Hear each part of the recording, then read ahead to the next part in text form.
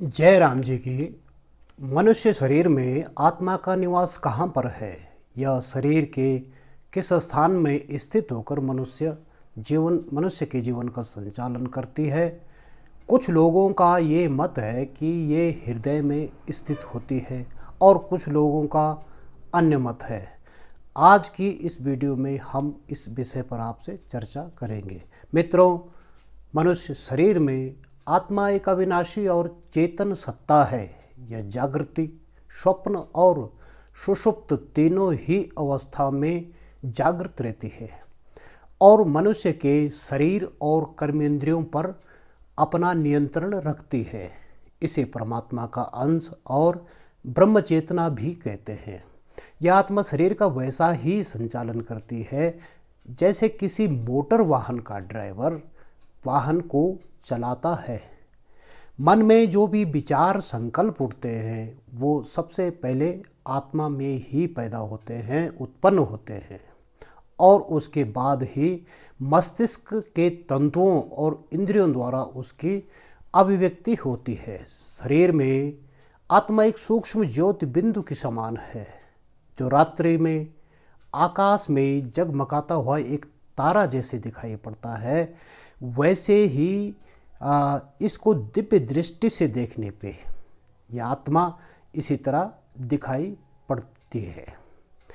यह आत्मा मनुष्य के शरीर में भ्रुकुटी में जहाँ माथे पर दोनों आँखों के मध्य बिंदी और तिलक भी लगाया जाता है, यहाँ इस स्थान पर भ्रुकुटी में निवास करती है।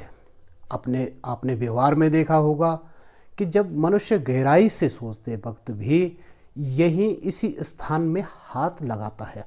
आत्मा ही सुख, दुख और शांति का अनुभव करती है और निर्णय करती है।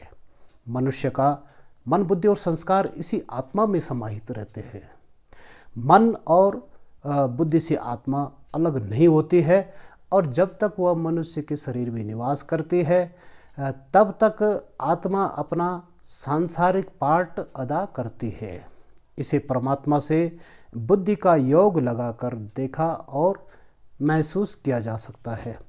परमात्मा के ध्यान में बैठ के आप इसको किस तरह से ध्यान कर सकते हैं, किस तरह से महसूस कर सकते हैं, आप अपनी आत्मा को कैसे देख सकते हैं, तो हम आपको यहाँ ये बता रहे हैं कि आप क्या करें कि परमात्मा के ध्यान में बैठकर शांत चित्त होकर अपनी बुद्धि और मन को अपनी भ्रुकुटी के मध्य में स्थिर कर दें और यह अनुभव करें कि सूक्ष्म ज्योति बिंदु स्वरूप आत्मा यहाँ पर स्थित है और आप अपनी देह और देह के संबंधों को भूलकर, यानी शरीर को भूल के, शारीरिक गतिविधियों को भूल के आप इसे देख रहे हैं, आप अपनी आत्मा को निहार रहे हैं। तो इसका इस तरह से निरंतर अभ्यास करने पे इस स्थिति को आप महसूस कर सकते हैं, समझ सकते हैं।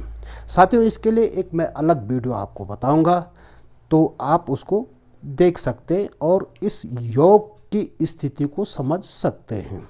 साथियों, यहाँ इतना ही। अच्छा, अब हम चलते हैं। नमस्कार।